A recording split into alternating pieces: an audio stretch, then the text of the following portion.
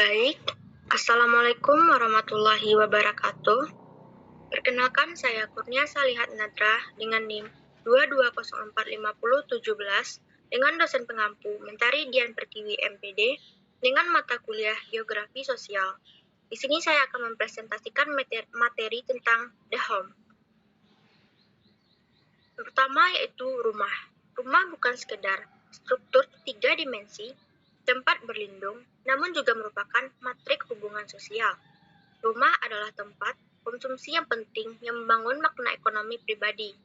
Rumah merupakan batas-batas ruang dan waktu. Adapun desain perumahan. Desain perumahan mengandung gagasan tentang tempat yang pantas bagi perempuan. Hal ini dilandaskan untuk kesesuaian tempat untuk aktivitas tertentu.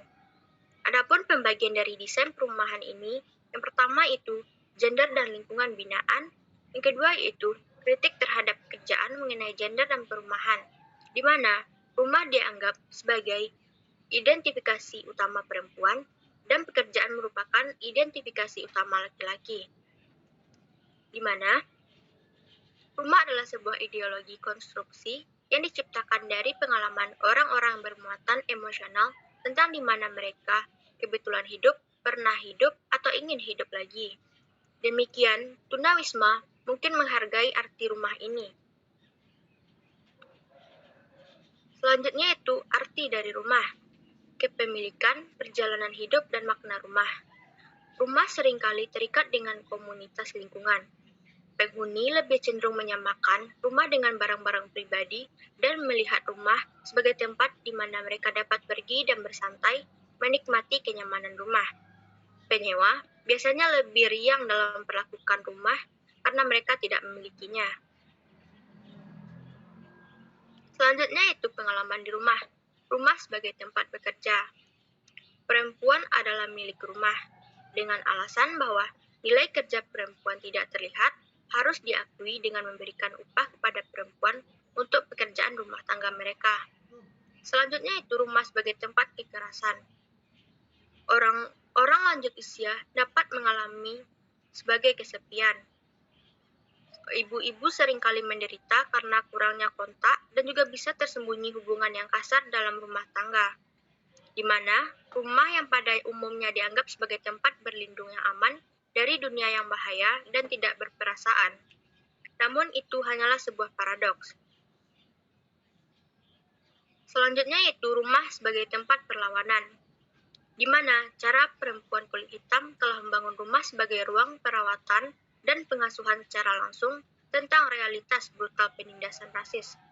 Itu adalah satu-satunya tempat di mana orang kulit hitam dapat mencapai martabat dan kekuatan mereka yang ditolak di ranah publik. Bagi perempuan kulit hitam, membangun rumah bukan sekedar menciptakan lingkungan rumah tangga yang ramah lingkungan, namun juga membangun tempat yang aman di mana mereka dapat tinggal. Selanjutnya, rumah sebagai tempat hubungan non-heteroseksual.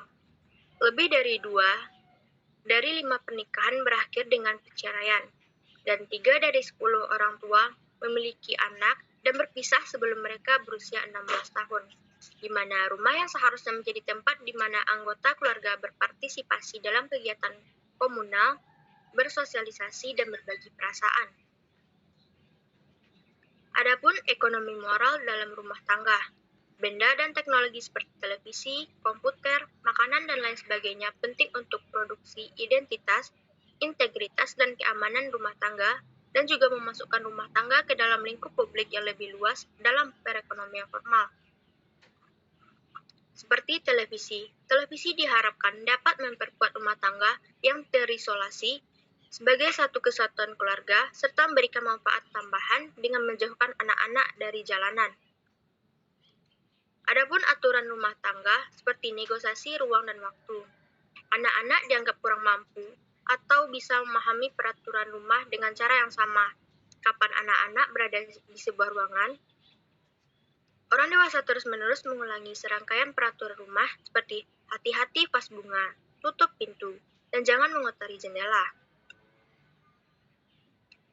Selanjutnya itu mengenai tunawisma. Adapun yang pertama itu tunawisma lajang. mereka yang tidak memiliki hak undang-undang atas perumahan yang akhirnya tinggal di jalanan atau di tempat penampungan. Selanjutnya itu tunawisma tersembunyi. Mereka adalah orang-orang berada di luar pejabat. Definisi tunawisma kan tidak benar-benar hidup di jalanan karena mereka dalam situasi perumahan yang genting atau tidak stabil seperti tinggal bersama keluarga. Adapun penyebab tunawisma yaitu adanya proses restrukturisasi telah melibatkan perubahan mendasar dalam pola keuangan dan perdagangan internasional, serta pergeseran berbauran industri dan perubahan dalam organisasi dan lokasi geografis produksi sistem. Pergeseran lapangan kerja ini khususnya telah menyebabkan peningkatan pengangguran jangka panjang, di mana hal ini menyebabkan kemiskinan dan tunawisma mencapai rekor tertinggi. Adapun pengalaman tunawisma, orang-orang beranggapan orang yang punya rumah dan tunawisma yang tidak mempunyai rumah tidak cocok dengan kehidupan masyarakat yang berantakan dan rumit. Mereka yang punya rumah seringkali mengintimidasi para tunawisma sebagai orang yang berbahaya dan merupakan ancaman bagi keselamatan mereka. Beberapa tunawisma mengorganisir komunitas informal dalam bentuk camp jalanan.